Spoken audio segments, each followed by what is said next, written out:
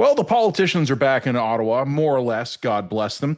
What is Mark Carney up to? How is it going to work? And what challenges is he going to face, including maybe setting up a future scandal for himself if he's not careful? Pierre Poilievre, so far, picking a couple of good fights. We try to do an update on the NDP, and we mainly just have a giggle. Watch as Stephanie Levitz of the Globe and Mail joins me on this episode of On the Line.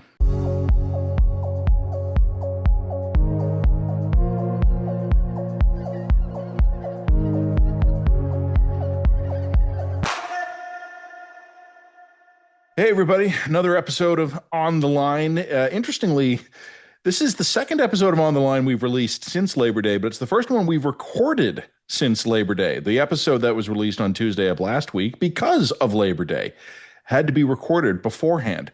This one, though, recorded almost in real time, recorded later on Monday, where we talk with Stephanie Levitz, senior reporter at the Globe and Mail's Ottawa Bureau, about what was announced last week. We've had a bunch of announcements made by the Carney government. As Steph says, the Carney government's learning those old political tricks pretty quick because a bunch of them are just re-announcements of older announcements they had already made.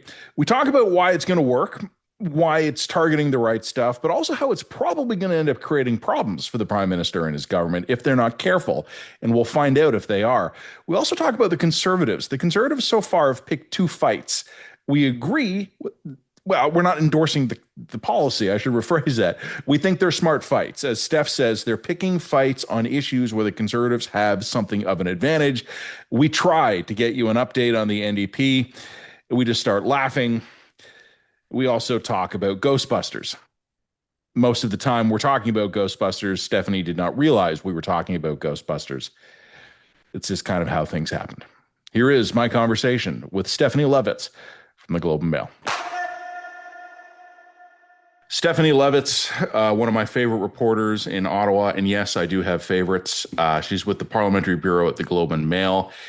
You know, I think, Steph, this is going to be you and I reaching for new heights today, because everybody has spent the last 2 weeks talking about the return of politics in Ottawa. And we're going to do it in a way that is somehow more interesting and insightful than literally everything else that's been said so far. But we actually got some help from the government on that front, because late last week, we had a big series of announcements before the cabinet meeting. We're not supposed to call it a retreat anymore for some reason. More support for the agricultural sector, more jobs training, more money for the Business Development Bank of Canada, $5 billion fund for tariff-afflicted industries. I thought it was really, really interesting. And I'm going to tell you why I think it was interesting. But first, before I pollute your brain with my weird columnist stuff, I will let you be the smart reporter and respond. What did you think of what was announced last week? So what struck me, I guess, leapt out at me right away is you see the announcement, you see the backdrop, and you suddenly realize, oh, Mr. Carney is trying here to make this a moment in time. He likes to use the expression hinge. It's a hinge moment. That's his thing. And I thought to myself, this is the hinge for the Carney government, an acknowledgement, a de facto acknowledgement that those trade deals, the ones he got elected to sign, well, maybe not today, maybe not tomorrow, maybe not even a few months from now. And thus, we must move on with part two of the Carney promise to Canadians, which is to reframe and shore up the economy to help people and to move away from our reliance on the United States. And I think, part of the issue here, these trade deals are very up here for most Canadians, right? And it becomes a question of, well, Mr. Carney, what are you going to do for me? And if you work in any of these particular affected sectors, that was the answer to this question. So let me tell you what I thought, and you can tell me if I'm being fair or unfair. But tell me I'm being fair. So Carney is a guy I'm trying to figure out how to judge him. And I don't know yet, because I have still not yet decided if he's a guy who's going to fundamentally transform the government that he took over from Justin Trudeau and make it a whole new creature, or if it's a same boss, different day. Or whatever that saying is, where basically it's a largely cosmetic or stylistic change. And I honestly don't know yet. And I've spent the last 4 months, almost more than 4 months now, actually, staring at this guy, looking for any signal that's going to nudge me one way or the other. And I'm not seeing it yet. I keep waiting for some moment. You talk about a hinge moment. I want a hinge moment where I can go, aha, he's just like Justin Trudeau, or he's nothing like Justin Trudeau. And I haven't gotten that yet. And last week, my liberal sources had been leaking to me for a couple of weeks. We know you're impatient. Don't worry about it. As soon as Labor Day happens, there's going to be a big volley of announcements that week. And that's okay. That's what happened. But I looked at these announcements and I'm thinking, if you and I were to have got out some note paper, Steph, and it would have been the day after the election, and we would have said, what are the first five things Carney is going to announce? A skilled training program, funds for tariff afflicted industries, and help for canola farmers. These probably would have been on the list. These guys spent 4 months to come up with something that I think was obvious 12 hours after the votes were counted. Is this all we're going to see for the government, or is there going to be more? It's a great question. I mean, yes, there is going to be more. If I'm not mistaken, this at this minute, the industry minister, I think, is expected to announce more supports for aluminum, the aluminum industry, for example. There has to be more because I don't love using this word, but I'll use it anyway. The domino effect, I suppose, of this tariff war or tariff wars, plural, isn't just the affected industries, right? Like once the workers in those industries start to suffer, well, the towns that support them and house them and feed them and where their kids play soccer, those places will start to suffer, right? We are heading into a not great period in the Canadian economy. The question becomes, what's Mark Carney going to do about the rest of that? It is well and fair that he is trying to do things differently, build things faster, all of these things. He is only one man, and he is up against a bureaucracy that is fearful for their jobs. Are they going to be able to move at the speed of light that he demands? What happens when they won't? The interesting thing about Mr. Carney as well, I might suggest, is that he has been obviously governing as prime minister since he became Liberal leader in March. Fine. Parliament sat for a nanosecond after the last federal election, and there was, clear cross-partisan effort to get C5 across the floor. That works. That's the Build Bigger, Faster bill. Great. So Parliament's going to come back in about a week, and everything is going, like, he can't just do that. There's going to be all of these other issues that he's going to have to deal with, all of these crises he doesn't see coming, all of these political problems that he is going to walk into. I think, Matt, that's the moment. Those are the moments where we're going to see, is Mr. Carney a different kind of prime minister, a different kind of leader, running a different kind of government, or is it just the new guy in a nicer suit? I think one of the things that jumped out at me as well, and I think you and I both have the same problem of we're around the same age, which becomes You're so kind, Matt. No, we are around the same age, and frankly, you're wearing it better than I am. But I think at a certain point, you start being almost embarrassed to admit how many other prime ministers you've watched because it's like, oh my God, has it been that many? But like, I wasn't in the biz around the time of ad scam. But I was in school and I was streaming into the biz, and Carney, God bless him. I genuinely think he means well, and I mean that sincerely. Like, I think he has correctly identified the problems we have, and I think he knows in general what we need to be doing about them. But I'm wondering, is a guy who is a relatively new prime minister running a government that is a weird mix of newbies and exhausted leftovers from a government that had been trending towards a catastrophic defeat 6 months ago, is he going to be able to create a $5 billion fund to bail out industries that does not basically become a walking fiasco? Because I'm just thinking, I like the idea in theory. I think all of us get it. Why we need to stand up for threatened industries. You mentioned aluminum coming up. Okay, that makes sense. But do we have faith in these guys to administer the program where we're not going to find out that every chief of staff and every minister's cousin is incorporating a company today that is going to end up receiving $10 billion of investments every month from here until eternity here? This is what worries me about these guys, because you're right. Like, there's going to be other events that come along. Are they mature enough to avoid screwing these things up? Well, I mean, a couple points I'll make. That $5 billion fund it's interesting because earlier in the summer, the government had announced $1 billion in supports for the steel sector through something called the Strategic Innovation Fund. Yeah. The new fund replaces the old fund. That $1 billion rolls into this $5 billion. The $2 billion fund that the Carney government promised the auto sector during the election, that's also actually already part of this new $5 billion fund. And so they have a habit, my point a bit being, is taking old announcements and wrapping them in something new and presenting them as something that they're doing, but they've already promised it. meet the new government, same as every single other Yeah. government of all time. It is a valid and great question. One of the things I think we stumble down on a lot in the industry, Matt, is following money like this. When big government spending funds are announced, is really tracking diligently and actively who's applying for this money, what are they doing with it, and what is the outcome of it. And one of the interesting things about the Carney government that I'm looking forward to potentially watching is he is clearly he wants not just value for money, he wants sort of action for money. He Yep. wants proof that things are happening. Does that proof extend to doing a better job tracking and assessing government spending programs like this one? Because it is a $5 billion fund. Is it going to pay off? Is it going to diversify the industries or do the things he says it's going to do? I suppose, if we're being super charitable, if the entire auto sector does not collapse in several months hence, then therefore this fund will have been successful. We'll all get maple leaf tattoos on our pecs because to Correct. celebrate the auto sector still being there. Correct. But Yeah. what if this is actually just bridge money, right? What if this Uh, is money that's just propping up an industry? And this is a conversation I think governments have been having for a long time about, are we just propping up dead industries? And I'm not saying the auto sector is dead. I wish them, years of success. We all need a car to drive, EV mandate or no EV mandate, yeah. right? But I wonder about how we assess value for this money as Canadians and as voters. Is the metric for success that the industry stays in business?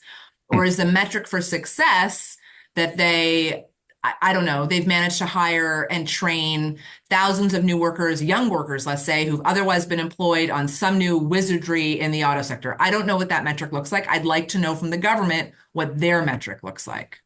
Yeah, it's something that I've talked a lot about with Jen, and I'm pretty sure you and I have talked about it before too, which is that Canada, especially our politicians, we love talking about inputs, but we're not really aware of the existence of outputs. Like we vaguely heard about them, but they're kind of a myth. Like we're not sure. It's Mhm. like Atlantis. And, so you'll have a politician who goes, uh-oh, well, people are angry about whatever. So that's why we're announcing a $14 million investment over 3 years to address whatever. And then 3 years later, you go back and you're like, well, did it work? And they go, I don't know. Like Yeah, we never exactly. established like a benchmark to actually study it. Yeah. So this is one of the things I've been saying for a while. The announcement is the plan, right? Like how are we going to deal with this problem? Well, we're going to make an announcement about $14 million over 3 years, or we're going to pass a bill or something. But it seems almost like an afterthought about monitoring it to see if it works. So, okay, so we have now a $5 billion fund, which has inherited previous $1 billion funds. Is our victory you talked about like the auto sector still being here. I can be even more primal than that. Is our victory condition not being the 51st state at the end of Carney's first term? Like if that's the case, do we declare victory and reelect the guy? It's, I mean, again, you raised the great question, right? What is the metric of success here? What is the thing that we will define as a nation as acceptable? And the challenge perhaps for Mr. Carney, and I don't know if we want to bring the Conservative Party into the mix here, right? But the challenge for Mr. Carney is that there's, what is it from Ghostbusters? Like when the streams You cross, don't cross the streams. That would be they don't extraordinarily cross the dangerous. streams, right? So, Try to but imagine every molecule in your body exploding at the speed of light. So you don't want that for any government, right? That's But well, you have an issue set for Canadians, say, that began as I'm a little worried about Trump. I'm a little worried about Trump. Oh God, I'm really worried about Trump. I am here. And then you have the conservatives somewhere over here on a different issue set, right? And this is not a good thing that I'm trying to do. The point being, the issue set that got Mr. Carney elected, as pollsters clearly told the cabinet forum last week, is that it's every day. We're back to everyday issues now, right? We're back to everyday pocketbook issues. I think that comment, though, belies the reality that the tariff war is part of that yeah. affordability crisis, right? Like it is driving those concerns. It is a problem. But for Mr. Poilievre, the issue set that was very salient for him, that captured him 41% of the vote, those issues haven't actually gone anywhere. It's just at a moment in time, Canadians were way more worried about a thing that he could not successfully deliver on for them. So what does Mr. Carney do with all of that? And that's a long-winded answer to again, what is the benchmark for success? If Canadians cease caring, and we just go back to rudimentary economics or crime or an inability to find a house, or Mm, I think very salient, especially with these latest job numbers, youth unemployment. yeah.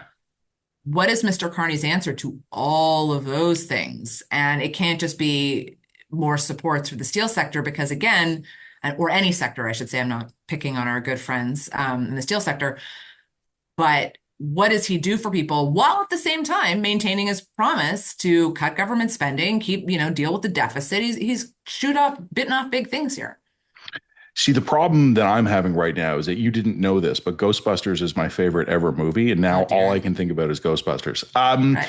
You mentioned crime a minute ago, and I want to talk with you in a couple of minutes about the conservatives, but I want to talk. We can bring this in here. Mark Carney last week, while he was making all these announcements about the broader economic picture, at a press conference, he also dropped in that he had spoken to Doug Ford about some of the stories we've seen recently in Ontario. And he didn't make any comment about kind of the home defense or self-defense part of it. That's been a big part of the conversation. But he did say that his government was going to try and legislate something very quickly about bail reform. We don't have any info about that yet, so I'm not expecting you to be able to talk with me about what might be proposed. But it did jump out at me, and it ties into something you were saying a minute ago.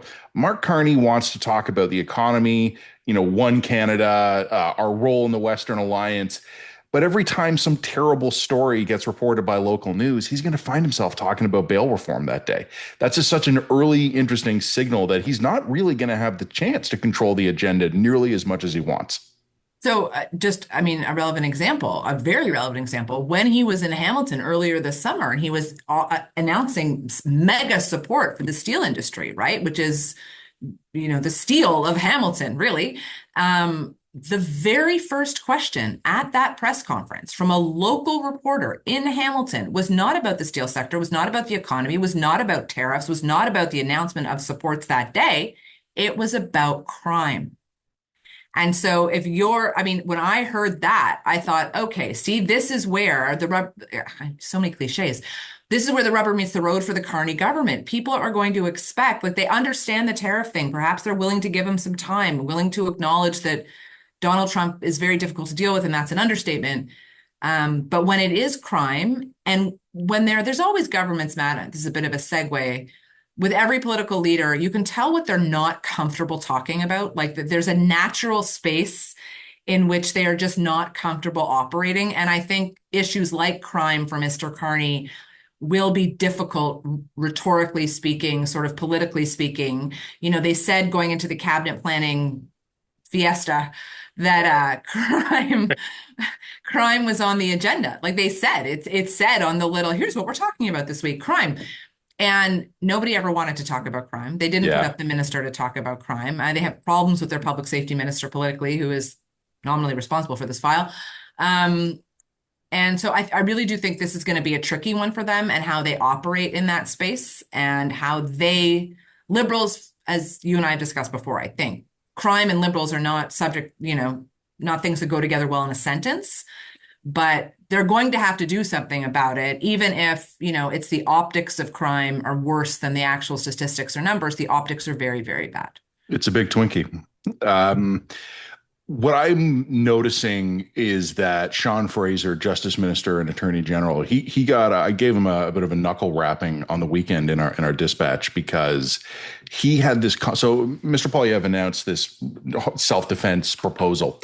And I don't love the proposal. Like, I'm willing to see until it gets fleshed out, but I wasn't blown away by it. But then Sean Fraser, instead of coming out and having like some measured statement, he goes, "This isn't the Wild West."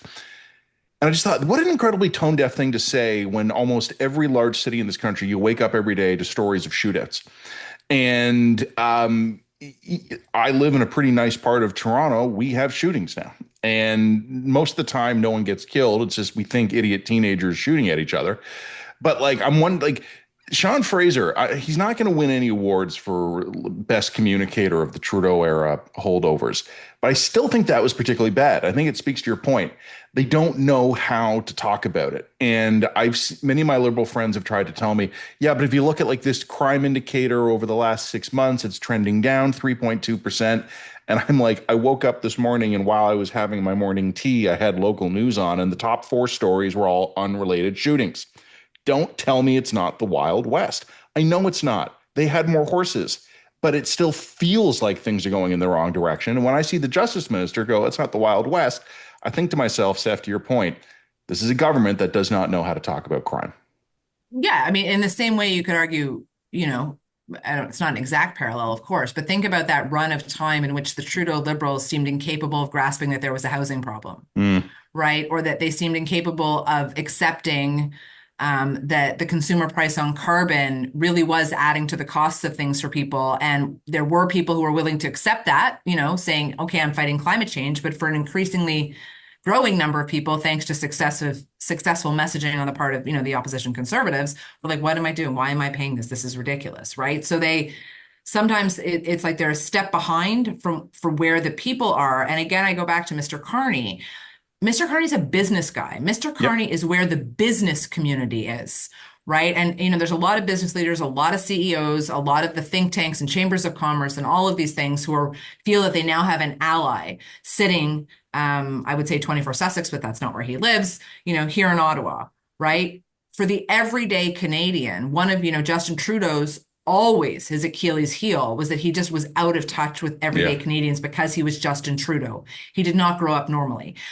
Mark Carney grew up much more average, much more everyday, but now he's Mark Carney, Yep. and his common person touch, his ability to sort of grasp, okay, this is what is worrying, this a secretary in Saskatchewan or a house painter in Antigonish. Like, I Mm. don't know. And I don't know who does that job for him in that office. And that is something that will be increasingly interesting to watch, where who is the person saying to Mr. Carney, listen, boss, like I understand, but do you realize how this is going to play in Thunder Bay? Yeah. And does Mr. Carney care?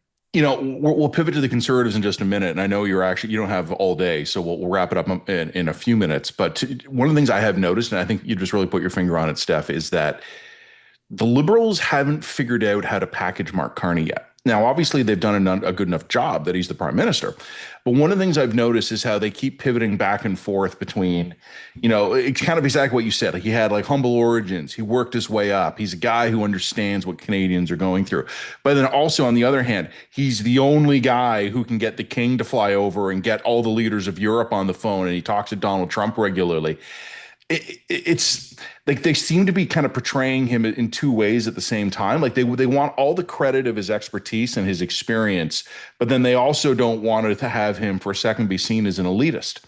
And they're going to have to pick one or the other. And I actually think going with the elitist line is fine. Like I think the Canadians were open to that. Jen's nicknamed him Technocrat Daddy, which I think is a little upsetting, but I understand what she means by that. I think they're going to have to pick a lane on that. Okay, stick around. We're going to come back in just 1 minute here. We're going to talk more with Steph Levitz about the Conservatives, what they're doing in Ottawa. This is On the Line. This episode of On the Line is brought to you by Universities Canada. Canada has promised millions of new homes, shorter waits in health, and stronger defense. But promises don't design and engineer roads, staff clinics, or secure networks. People do. That's why we need a clear, coordinated system to attract and retain the world's best talent while creating more opportunities for Canadians. The best and brightest should always see Canadian universities as their first choice. It's time to put talent at the center of Canada's priorities. The path forward starts with training people, and Canada's world-class universities are ready to lead the way. To learn more, visit Univcan.ca. Well, Stephanie Levitz still here with me. Lots to talk about. Not as much time as we'd like, because time flies when we're having whatever this is. Pierre Poilievre back in the House. He has his seat. He now represents Alberta. That might take some getting used to, or maybe not.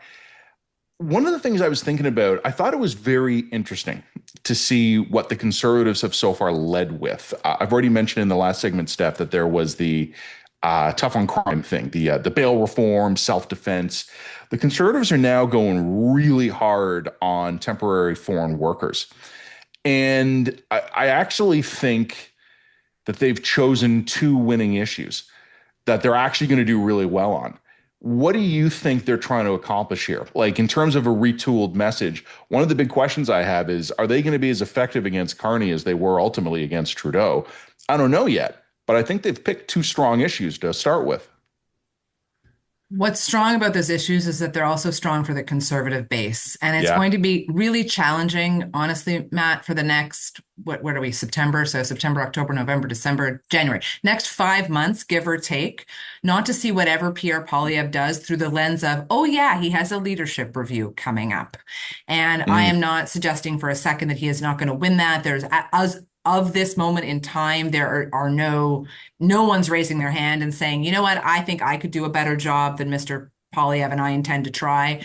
But he does have to win that leadership review. And so the issue sets that made him leader in the first place of this party, that have made him such a force for small, I'm going to go with small c conservative politics in this country, not just his, and globally for that hmm matter, remain salient. And those issues were always crime, and they were always economy and temporary foreign workers. That's economics, right? That is looking at, is this system working for the economy? Is it working for Canadians? Is it taking more things away from people who are already here, to the detriment of everybody? He's edging ever closer to this third rail conversation about immigration, where you hmm jump over Yeah. that and it's okay. Now we're xenophobic, and now we don't want people of a certain color or from a certain country. He's getting there.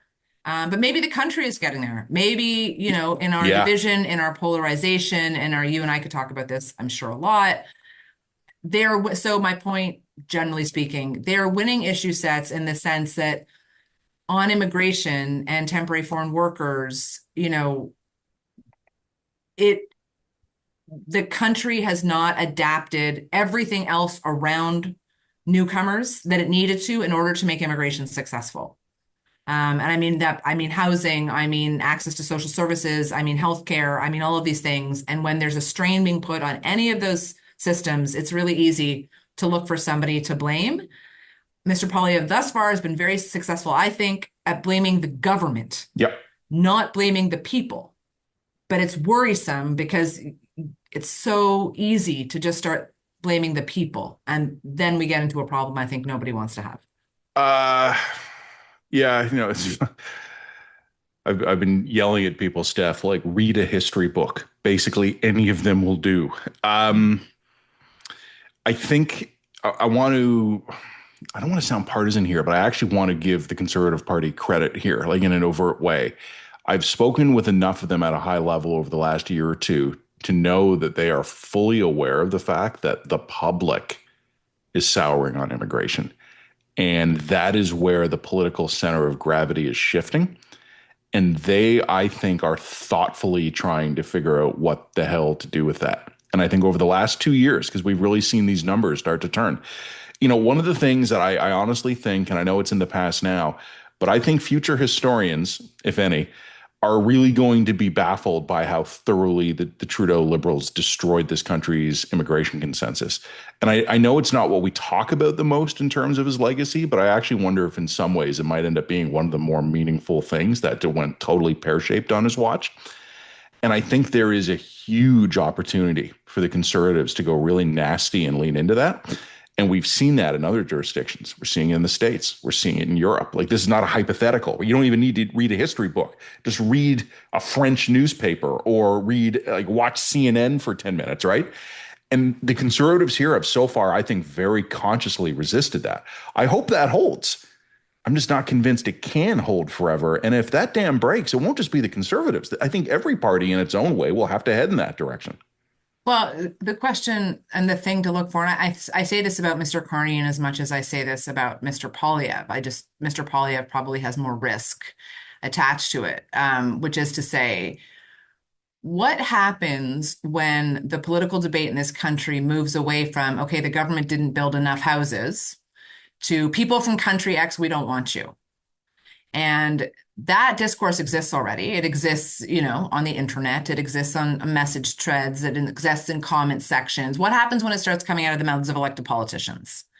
And what kind of leaders do we have in this country? Are they strong enough? And I don't, I'll borrow the phrase, nobody needs your thoughts and prayers, right? What we need is, this is not welcome, get out of my caucus. Mm-hmm.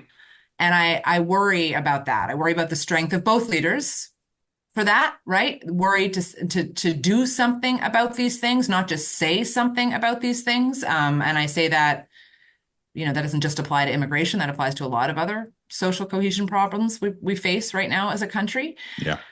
And that will be the tell for us, right? Is that, again, we can talk about the government policy has failed here. It has promised something to newcomers and failed to deliver it. One, it is allowing too many companies, businesses, employers to take advantage of international newcomers, people that arguably do want a better life in this country and thought coming and taking this low wage job was the way. It's a system that's rife with fraud, like allegedly, right? Let's deal with all that. And I just really hope, perhaps naively, perhaps Charlie Brown in the football, that we're going to keep it there. And politicians are going to do their damnedest to keep it there and to fix those problems there and take a super hard line the minute the discourse jumps there in a different direction. We don't normally devote a lot of our podcasts to like emotional support and therapy, but let me actually prop you up just for a second here, because I think it's never wrong to hope. I think it's never naive to hope, but I think it is always a healthy thing to hope. It's not always a healthy thing to expect. And I one of the things that dispirits me about this, Steph, is the fact that I am as impressed as I am with the Conservatives, because I'm really impressed with them for not having done a thing that I think is awful.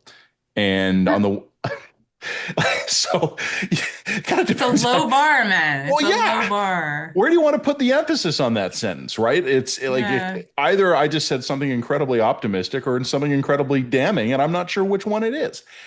I am genuinely delighted and very happy that our politics has thus far avoided some of the incredible awfulness we've seen almost everywhere else. I'm just not sure it'll last. Yeah. And one of the things I do find fascinating, and I know this is an old lament, it's been incredible to me talking with recent immigrants to Canada. I don't get a great cross-section of the Canadian diversity in my life based on where I live, who I interact with. It's not a lack of racial or national diversity. It's a lack of class diversity, because Toronto is increasingly priced out anyone who is not quite wealthy. But I hear people who had enough money to come here from Europe or Latin America or wherever, and they're looking around and they're going, this isn't the country we moved to 5 years ago. This isn't the country we moved to 10 years ago. You got to close the door. You got to slow it down. And I just always find it interesting to hear someone who's been here for 5 years being way more comfortable talking about that than me, who was born here almost 43 years ago. Sure. It's fascinating to me. It just, it's the same you would hear in the Harper era government when they were doing these massive reforms to the refugee system, refugee health care. And there was all this often false allegations of what asylum seekers were getting, social supports. And the Conservatives would always make the argument, newcomers to Canada who came here, they'll use the word legally, but who followed the proper channels, who whatever, are looking at this and going, what the hell? How is this allowed to happen? And why did I do that? And they're fair questions, right? And why is the system like this? Why is it broken like this? Why are so many people exploiting the international student program? Well, that's so easy to answer, right? The answer is no. And also because governments over the years cut funding to post-secondary institutions and said, here's how we're going to make up the difference for you. Right? Like we avoid that. We conveniently avoid that like the whole international student thing is driven by cuts to government funding to education. Full stop. If they hadn't gone down that path, we wouldn't be recruiting students like we did. You know what I mean? Like everything is nuanced. Everything is part of a package. And unfortunately, politics of our day just simplify it all to yes or no, right? I'm going to ask you one more question, but first I'm going to tell you about that great meme that I saw, and I'm sure you've seen it too. It just says, me while sowing. It's like, yes, this is great. I love this. Me while reaping. Whoa, this sucks. Like, this is awful. Every time I think about post-secondary education, I think about that, because we didn't do this intentionally, but we kind of like, how can we design a system that's going to cause massive economic dislocation and society-wide problems? Cool, let's do that. Yeah. And that's what we ended up doing. And it made sense at the time. All right, here's my last question for you. Is there anything to say about the NDP? Okay, laughter is probably accurate, but I don't know if it was. Oh, man. I mean, What is there to say about the NDP? Boy, they're in a pickle. They are in a pickle. I mean, they're in Yeah. a pickle and or a jam, or we could pick another canned condiment. They have reaping and sowing, right? They sowed some things and now they're reaping what they sowed in making a deal with the Trudeau Liberals and the collapse of their party. And I think probably for them, though, I would argue, Matt, is of the three main political parties, they were the ones who post Jack Layton, I would argue, really lost their way. Mm. And maybe I've said this before, and so I apologize if I have to you, but it has always struck me that when they chose Tom Mulcair as a leader, they were going for a Stephen Harper-like Yeah. version of a New Democrat. And when they chose Jagmeet Singh, they were looking for a Trudeau-like version of a New Democrat. And yet they have yet to figure out who they are as a party. And this maybe is a silver lining for them insofar as they have time and space, perhaps, to answer that question. Whether that then resonates with voters, if they can land on something that resonates, if they can land on something or some acceptance of, are you ever really going to form government? Like, is this legitimately what you're in the business of doing and that you want to do? So how are you going to do that? What coalition is going to make sense? Yeah. This will all be very interesting. And in the meantime, for sure behooves the Carney Liberals and the Poilievre Conservatives to contemplate life in a two-party Yeah. universe and what that means for them. I was editing before you and I spoke this morning. I was editing a freelance submission that came in that we'll publish sometime this week, and it's Steph. It's eerie. It's almost exactly that the argument you just made, which is basically the NDP is basically two parties right now trying to function as one party. They are trying to be the party of populist, blue collar, grassroots, social democracy, and also being the very woke urban upper class progressive party of human rights and more esoteric things. And it's almost remarkable in a way that the party held together as long as it did. Like people have been writing about this growing disparity between the two halves of the NDP for years now. And I guess 4 months ago, it just kind of cracked open. All right, I will let you go on that. Hopefully the next time we talk and I mention the NDP, we won't just both immediately laugh. That would be good. I feel for them in the sense that this is hard, and it's hard to do it when you're broke. And Yeah. it's hard to do it when you still have seats in the House of Commons. And you and I both covered and been around enough leadership races to know that they can Mm-hmm. be really divisive for parties and Mm-hmm. really poisonous. And so I do, we want everyone to have a healthy democracy and a healthy democratic debate in this country. So I hope that that's what they get as they chart their way. Stephanie Levitz from the Globe and Mail. I will leave you with this parting remark. Nobody steps on a church in my town. Once more, with feeling, that was Stephanie Levitz of the Globe and Mail, a reporter, senior reporter, in fact, at the Ottawa Bureau, and something of a big Twinkie herself. This has been another episode of On the Line. We'll be back with you on Friday with an episode of the Line podcast. We hope you enjoyed this one. If you did, check us out at readtheline.ca. Sign up for a free account to get access to almost everything we do. Whatever app you watch this on, be sure to give us a like, a subscribe, and help us out by spreading the good word. You can always check us out, though, at readtheline.ca. It's the easiest way to stay in touch with us. So like and subscribe to us there. This has been another episode of On the Line. And remember, when someone asks you if you're a god, you say yes.